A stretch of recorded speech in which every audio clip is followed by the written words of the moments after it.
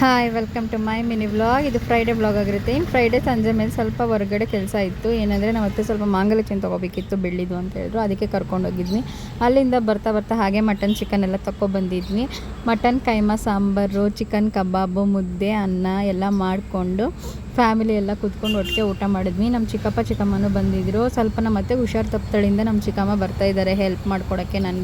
ನನಗೂ ಹುಷಾರಿಲ್ಲ ಅಂತ ಅಂದ್ಬಿಟ್ಟು ಅದಕ್ಕೆ ಎಲ್ಲರೂ ಕೂತ್ಕೊಂಡು ಒಟ್ಟಿಗೆ ಊಟ ಬಡಿಸ್ಕೊಟ್ಟೆ. ಊಟ ಮಾಡಿದ್ರು. ಆಮೇಲೆ ಊಟ ಮಾಡ್ಕೊಂಡು ಅವ್ರು ಮನೆಗೆ ಹೊರಟ್ಬಿಟ್ರು. ಇನ್ನು ಸ್ಯಾಟರ್ಡೆ ಕಂಟಿನ್ಯೂಷನ್ನು ಬೆಳಗ್ಗೆನೇ ಎದ್ದು ನನ್ನ ಹಸ್ಬೆಂಡ್ಗೆ ರೊಟ್ಟಿ ಬೇಕು ಅಂದರು. ಅವ್ರಿಗೆ ರೊಟ್ಟಿ ಹಾಕ್ಕೊಟ್ಟೆ. ನಮ್ಮ ಅತ್ತೆ ಮಾವಂಗೆ ಚಿತ್ರಾನ್ನ ಮಾಡಿ ಇಟ್ಕೊಂಡೆ.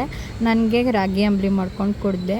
ಆಮೇಲೆ ಎಲ್ಲ ಕೆಲಸ ಮುಗಿಸ್ಬಿಟ್ಟು ಸರಸ್ವತಿಪುರಂ ಹೋಗಬೇಕಿತ್ತು. ಸ್ವಲ್ಪ ರೆಂಟಿಗೆ ಜ್ಯುವೆಲ್ರಿ ತೊಗೋಬೇಕಿತ್ತು. ಅದೆಲ್ಲ ಪರ್ಚೇಸ್ ಮಾಡಿಕೊಂಡು ಆಮೇಲಿಂದ ವೀಲ್ ಅಲೈನ್ಮೆಂಟ್ ಮಾಡಿಸ್ಕೋಬೇಕಿತ್ತು ಅಂದ್ಬಿಟ್ಟು ಕಾರ್ ಶೋರೂಮ್ ಹತ್ರ ಬಂದಿದ್ವಿ.